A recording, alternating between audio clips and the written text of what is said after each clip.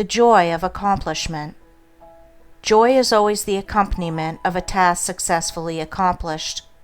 An undertaking completed, or a piece of work done, always brings rest and satisfaction. When a man has done his duty, he is light-hearted and happy, says Emerson, and no matter how insignificant the task may appear, the doing of it faithfully and with whole-souled energy always results in cheerfulness and peace of mind.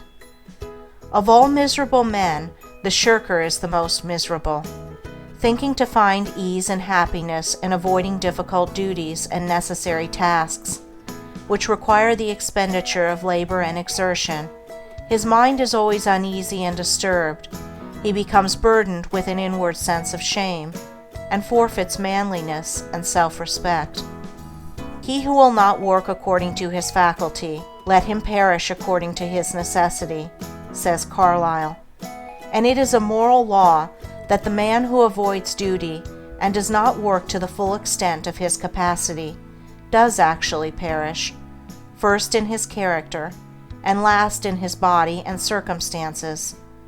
Life and action are synonymous, and immediately when a man tries to escape exertion, either physical or mental, he has commenced to decay.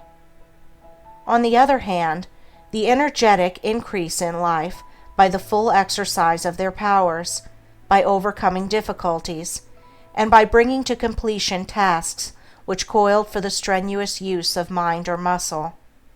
How happy is a child when a school lesson, long labored over, is mastered at last.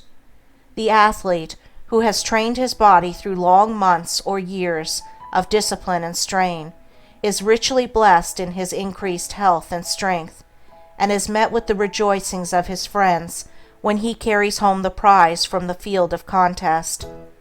After many years of ungrudging toil, the heart of the scholar is gladdened with the advantages and powers which learning bestows.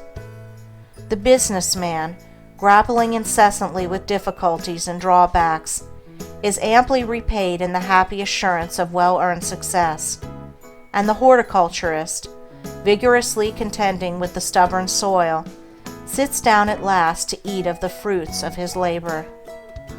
Every successful accomplishment, even in worldly things, is repaid with its own measure of joy, and in spiritual things, the joy which supervenes upon the perfection of purpose is sure, deep, and abiding. Great is the heartfelt joy, albeit ineffable, when, after innumerable and apparently unsuccessful attempts, some ingrained fault of character is at last cast out to trouble its erstwhile victim and the world no more. The striver after virtue, he who is engaged in the holy task of building up a noble character, tastes, at every step of conquest over self, a joy which does not again leave him, but which becomes an integral part of his spiritual nature. All life is a struggle.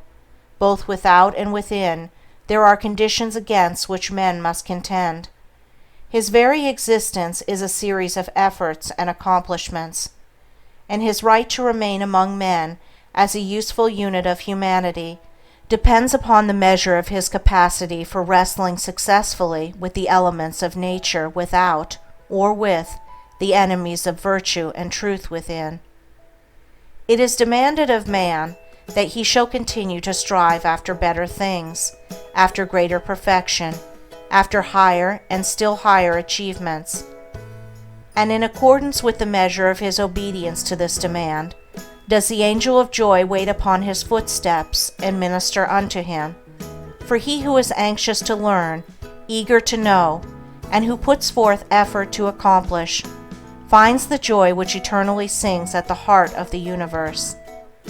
First in little things, then in greater, and then in greater still, man must strive, until at last he is prepared to make the supreme effort, and strive for the accomplishment of truth, succeeding in which he will realize the eternal joy. The price of life is effort. The acme of effort is accomplishment. The reward of accomplishment is joy. Blessed is the man who strives against his own selfishness. he will taste in its fullness the joy of accomplishment.